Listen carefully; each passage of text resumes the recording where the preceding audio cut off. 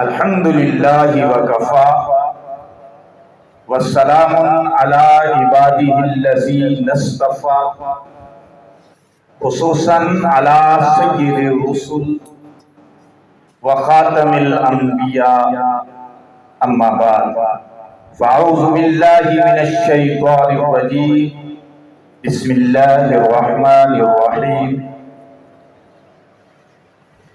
هو الذي أرسل رسوله بالهدى ودين الحق ليظهره على الدين كله وكفى بالله شهيدا محمد رسول الله والذين معه أشداء على الكفار رحماء بينهم صدق الله العظيم وصدق رسوله النبي الكريم الأمين والصلاة والسلام على سيد الأنبياء والمرسلين وعلى آله وأصحابه وأهل بيته وأزواجه وذرياته أجمعين قدم قدم پہ رحمتیں، نفس نفس پہ برکتیں، جہاں جہاں سے وہ شفیع آسیاں گزر گیا، جہاں نظر نہیں گئی وہاں ہے رات آج تک، وہیں سحر ہوئی جہاں جہاں گزر گیا۔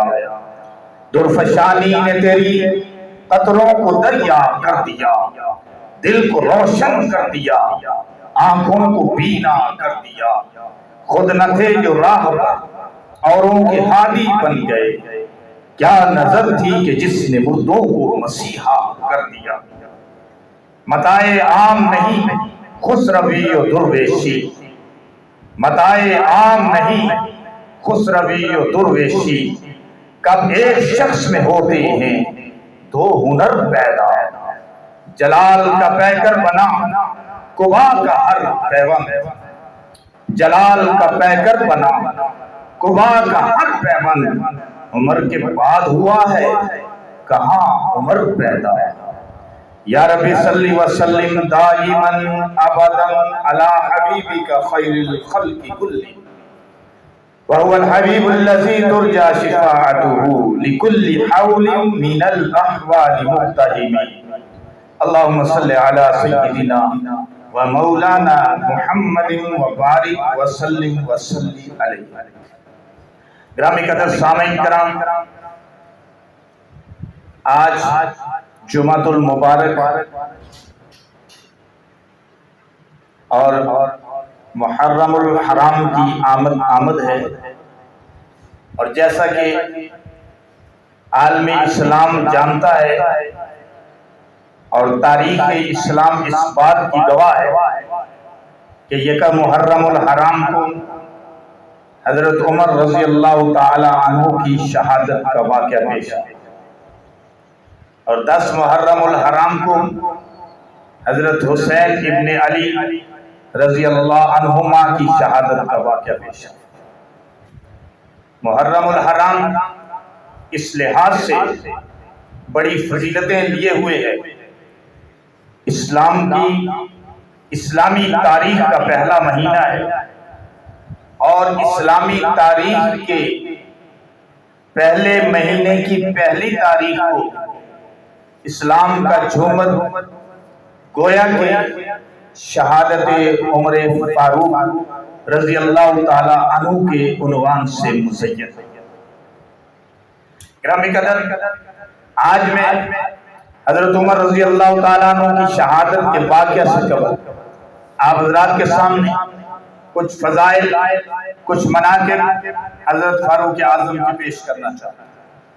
سب سے پہلے اپنے پیغمبر علیہ السلام کے اس فرمان کو پیش کرنا چاہتا ہوں جس میں آپ نے فرمایا ان جعل الحق علی لسان عمر، عمر کی زبان پر اللہ نے حق کو جاری کر دیا۔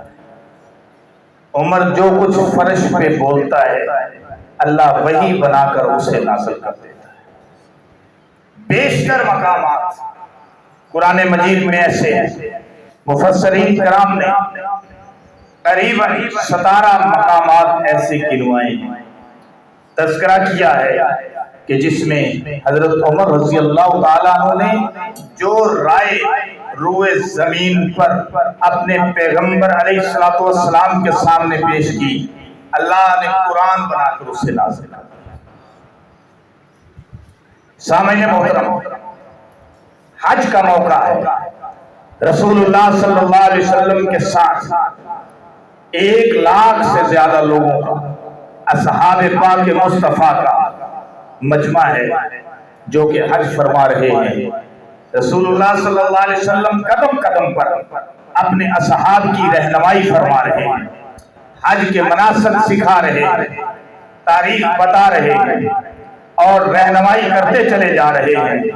مقام ابراہیم آتا ہے اور مقام ابراہیم پر پیغمبر علیہ السلام تھوڑی دیر کے لیے رک جاتے ہیں اور صحابہ اکرام کو قریب کر لیتے ہیں۔ حضرت ابوبکر صدیق بھی ہیں، حضرت عمر فاروق بھی ہیں، حضرت علی المرتضیٰ شیر خدا بھی ہیں، حضرت عثمان غنی بھی ہیں۔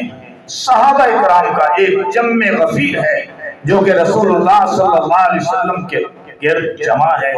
حضور علیہ السلام اس مقام کی اہمیت اور فضیلت کو بیان کرتے ہوئے ارشاد فرماتے ہیں، یہ وہ مقام ہے، مقام ابراہیم، یہ وہ پتھر ہے جس پتھر پر کھڑے ہو کر میرے جد امجد حضرت ابراہیم علیہ السلام نے کعبہ کو تعمیر کیا تھا۔ یہ پتھر جنت سے آیا ہے اور جس طرح کعبہ کی دیواریں بلند ہوتی تھی، جس طرح کعبہ کی دیواریں بلند ہوتی چلی جاتی تھی، اسی طرح یہ پتھر بلند ہوتا چلا جاتا تھا اور اس پتھر پر معجزانہ طور پر حضرت ابراہیم علیہ السلام کے پاؤں مبارک کا نشان ہے۔ حضور علیہ السلام ادھر یہ فضیلت بتا رہے ہیں، ادھر حضرت عمر رضی اللہ تعالی اجازت رسول لے کر بول پڑتے ہیں، فرمایا یا رسول اللہ صلی اللہ علیہ وسلم، میرے ذہن میں ایک بات آ رہی ہے، اگر آپ حکم فرمائیں تو میں عرض کروں۔ حضور علیہ السلام فرماتے ہیں ہاں بتاؤ۔ حضرت عمر رضی اللہ تعالیٰ عنہ فرماتے ہیں یا رسول اللہ، آپ نے اس کی فضیلت بیان کی ہے اور میرا دل یہ چاہتا ہے، میرا دل، عمر فرماتے ہیں، میرا دل یہ چاہتا ہے کہ میں اس مقام پر کھڑے ہو کر 2 رکعت نماز نفل پڑھوں، مگر آپ کی اجازت درکار ہے۔ حضرت عمر حضور سے اجازت مانگ رہے ہیں۔ اب اللہ کا رسول خاموش ہے، اللہ کا رسول خاموش ہے۔ کس لیے خاموش ہے؟ کہ اللہ کے رسول کو وحی کا انتظار ہے۔ وَمَا يَنطِقُ عَنِ الْهَوَىٰ إِنْ هُوَ إِلَّا وَحْيٌ يُوحَىٰ، پیغمبر اپنی مرضی سے لب نہیں کھولتا، موتی نہیں رولتا، جب بولتا ہے اللہ کی وحی ہوتی ہے تب بولتا ہے۔ اس لیے پیغمبر خاموش ہے کہ دین بن جائے۔ اگر میں اپنے پاس سے کہوں تو دین ہے، دین اللہ کی آرڈر سے، اللہ کے حکم سے بذریعہ وحی بنتا ہے۔ عمر نے تو رائے دے دی، لیکن میں اپنے رب کی رائے کا انتظار کرتا ہوں۔ چنانچہ عمر نے دوسری مرتبہ پوچھا، تیسری مرتبہ استفسار کیا، ادھر سے اللہ تعالیٰ نے جبریل کو بلایا، جبریل جی رب جلیل، فرمایا میرے پیغمبر کی اور عمر کی گفتگو ہو رہی ہے، جا جلدی سے چلا جا اور جا کر میرا آرڈر سنا، وہی لے کر چلا جا اور جا کر اپنے میرے محبوب پر وہی نازل کر، یا اللہ کیا کہنا ہے؟ اللہ نے فرمایا وَمِن مَّقَامِ إِبْرَاهِيمَ مُصَلَّى، ابراہیم علیہ السلام کے کھڑے ہونے کی جگہ کو مصلی بنا لیجئے۔ عمر نے جو رائے فرش پر دی تھی، اللہ نے وہی رائے عرش پر قبول کر کے وہی اپنے پیغمبر پر نازل کیا۔ اس لیے میرے اور آپ کے پیغمبر امام الانبیاء نے فرمایا ان جعل الحق علی لسان عمر، اللہ نے حق کو عمر کی زبان پر جاری کر دیا ہے۔